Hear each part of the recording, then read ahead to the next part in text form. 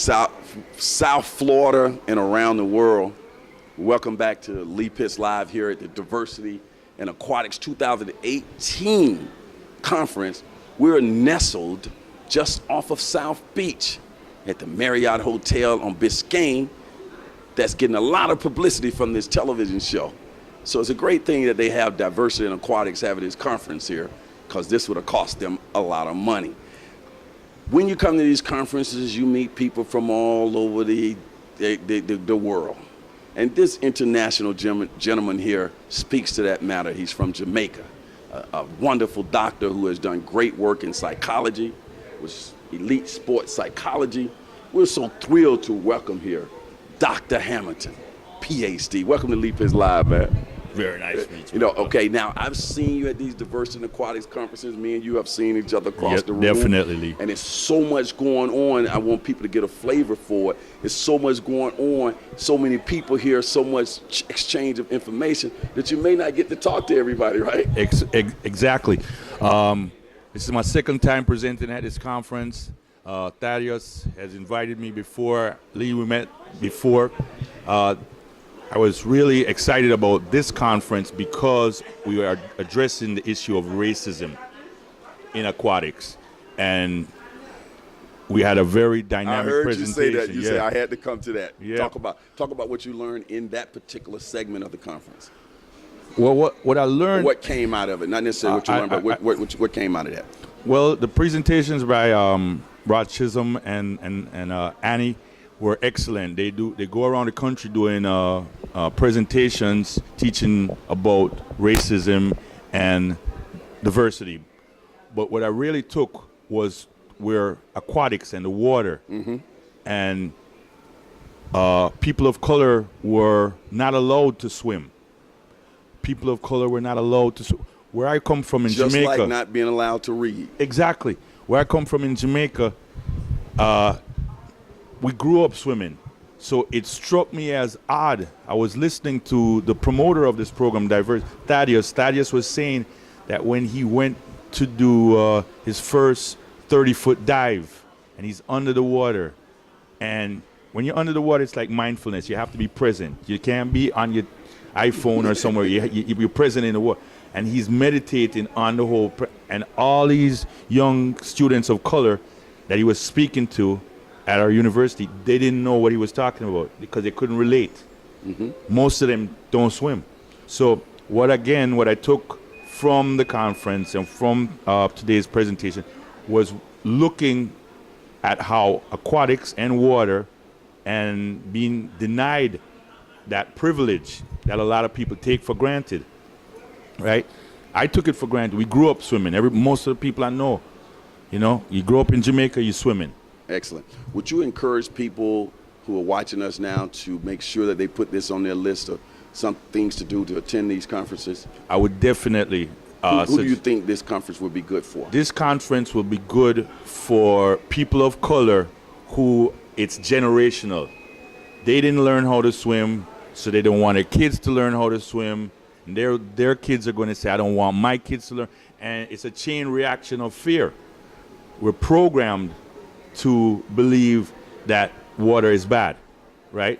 Because we were denied it. But really and truly, I'm a clinical psychologist. I specialize in sports. Sports psychology is my private practice. But water can be empowering. Water can be therapeutic.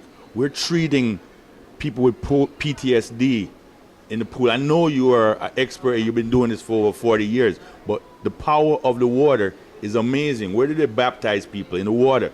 Water is good. My childhood is great because of the water in Portland. So let me shout out for Port Antonio and Titchfield High School. It's certainly a great way, too, for therapy.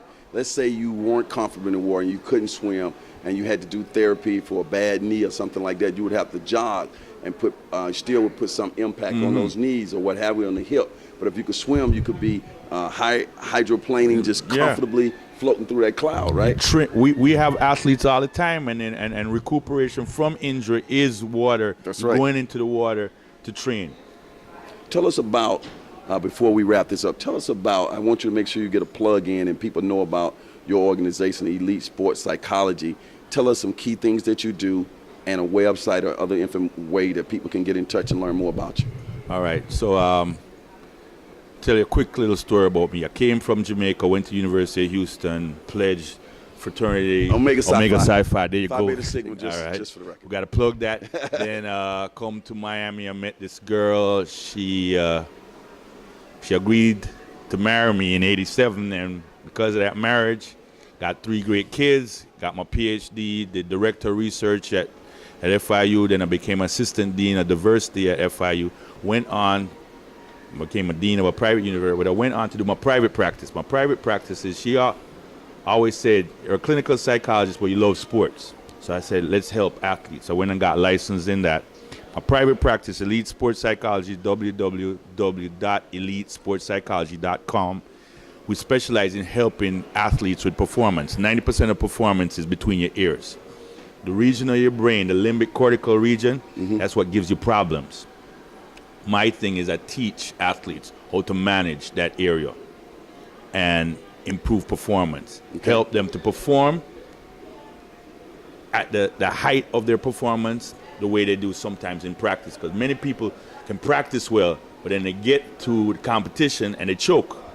My job is to make sure they don't choke and they deliver. A lot with their mind. Huh? Exactly. With a lot of things. Yep. Well, manage your mind and the body will follow. That's right. First, I want to thank you for all of the work that you do. And I want you to know that we're so thrilled that you've taken time out to come to the Diversity in Aquatics Conference. You always come and lend your expertise. People are always excited to hear from you. And you're out there as a spokesman for what we do and encouraging people to come to next year's conference. Thank you, Leah. Thank you. And I'm going to have to just point out, I have to go say a shout out to my other high school, Jamaica College, because they're going to be saying you said something about Titchfield, you have to say something about Jamaica College.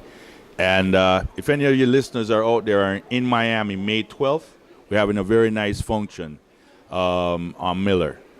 It's called Bottles and Buckets, and it's a nice function. You want to see a real Caribbean feel, and it's a tribute to the Marley family. It's May 15th? May 12th. May 12th. And how can people get more information? You got a phone number or a website? Yes, the phone number that they can get more information is 786-226-5115. It's a great tribute to the Marley family, and it's a Caribbean affair, good food, good drink, good family. All right, dancing, the whole works. Yes, sir. You get it all here, people, at the Diversity in Aquatics Conference 2018, and we'll be back with some more people who are partaking in this wonderful weekend. Thank you.